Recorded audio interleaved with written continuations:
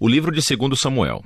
Confira o vídeo sobre o 1 Samuel, no qual foram apresentados os 3 personagens principais do livro, Samuel, Saul e Davi. E também ao conceito literário do livro, que primeiro apresenta Samuel e depois mostra a ascensão e queda do rei Saul, em contraste à ascensão do rei Davi. 2 Samuel conta a história de Davi como rei de Israel. E em 2 movimentos há uma temporada de sucesso e bênção seguida de uma enorme falha moral e as suas tristes consequências. E o livro termina com uma conclusão muito bem feita, que volta a refletir sobre o bem e o mal na vida de Davi, criando esperanças para que um rei venha de sua linhagem. Então, a história em 2 Samuel começa após a morte de Saul. E Davi surpreende a todos com uma composição de um longo poema onde ele lamenta a morte do homem que tentou assassiná-lo. E mais uma vez, o autor apresenta a humildade e a compaixão de Davi. Ele é um homem que lamenta até mesmo a morte de seus próprios inimigos. Após isso, Davi vivencia uma temporada de sucesso e bênção de Deus. As tribos israelitas pedem a Davi que unifique todas as tribos e torne-se seu rei. Sendo assim,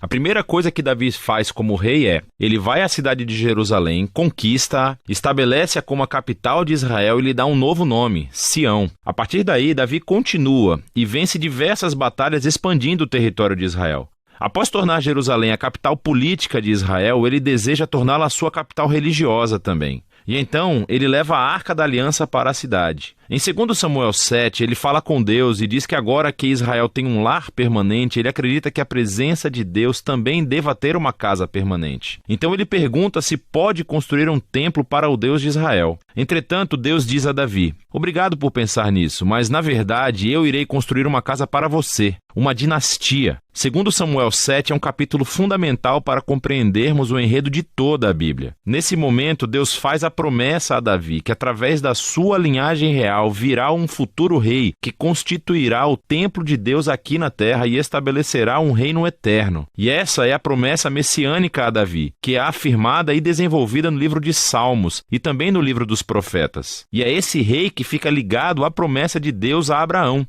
O futuro reino messiânico será a maneira como Deus irá trazer a sua bênção para todas as nações. E é aqui, no meio de toda essa bênção divina, que as coisas se tornam terrivelmente mal. Davi comete um erro fatal. Não é fatal para ele, mas para um homem chamado Urias, um dos estimados soldados de Davi. Do seu terraço, Davi vê a esposa de Urias, Batseba, tomando banho. Davi a procura, dorme com ela e a engravida. Então ele tenta encobrir a coisa toda, assassinando Urias e casando-se com ela. Isso é simplesmente horrível. Então, quando Davi é confrontado pelo profeta Natã sobre tudo isso, ele imediatamente assume o que fez. Ele está despedaçado, arrependido e pede a Deus que o perdoe, e Deus o faz. Entretanto, Deus não elimina as consequências das decisões de Davi. E como resultado da sua terrível decisão, a família de Davi, o seu reino, tudo desmorona. Isso transforma essa sessão em uma história trágica, muito parecida com a queda de Saul. Os filhos de Davi acabam por repetir os erros do pai, mas de uma maneira ainda mais trágica. Amnon abusa sexualmente da sua irmã, Tamar, e o seu próprio irmão, Absalão, descobre tudo e manda assassinar Amnon. E então, Absalão arma um plano para destituir o seu pai, Davi, do poder, e dá início a essa rebelião de larga escala. E assim, pela segunda vez, Davi é forçado a fugir de sua própria casa e se esconder no deserto. Só que desta vez, ele não é um homem inocente. A rebelião termina quando o filho de Davi é assassinado. E isso parte o coração de Davi, e mais uma vez ele lamenta sobre o homem que tentou matá-lo. Durante os seus últimos dias, Davi volta ao trono, mas como um homem destroçado. Ele está ferido pelas tristes consequências do seu pecado. O livro termina com um epílogo bem elaborado, com histórias que estão fora da ordem cronológica, mas elas formam um projeto literário simétrico excelente. Assim, o par de histórias externas acontecem no início do reinado de Davi, e elas comparam as falhas de Saul e depois de Davi, e como cada um deles feriu as outras pessoas por meio de suas más decisões. O próximo par interno de histórias é sobre Davi e o seu bando de homens poderosos que lutaram contra os filisteus. E o interessante é que as duas sessões contam uma história que mostra a fraqueza de Davi na batalha. Então, em contraste ao Davi vitorioso dos capítulos 1 a 9, vemos aqui um Davi vulnerável que depende da ajuda dos outros. O centro do epílogo tem 2 poemas que atuam como memórias, e Davi reflete sobre a sua vida. Ele se lembra dos momentos quando Deus o resgatou do perigo graciosamente, e ele os vê como momentos em que Deus foi fiel à sua aliança e fez uma promessa a ele e à sua família. Os 2 poemas terminam olhando no passado, relembrando a esperança da promessa de Deus de um futuro rei que construiria o reino eterno. Esses poemas E, logo, a promessa de Deus também fazem conexão com o poema de Ana que inicia o livro. Assim, essas passagens-chave do início, do meio e do fim do livro unem os seus temas por completo. Apesar da maldade de Saul e Davi, Deus continuou trabalhando em direção aos seus propósitos de redenção. Deus se opôs à arrogância de Davi e Saul, mas exaltou Davi quando este se humilhou. Então, a esperança futura desse livro vai muito além do próprio Davi. É um olhar para o futuro, para o rei messiânico, que um dia trará o reino de Deus e a sua bênção a todas as nações. E é disso que se trata o livro de Samuel.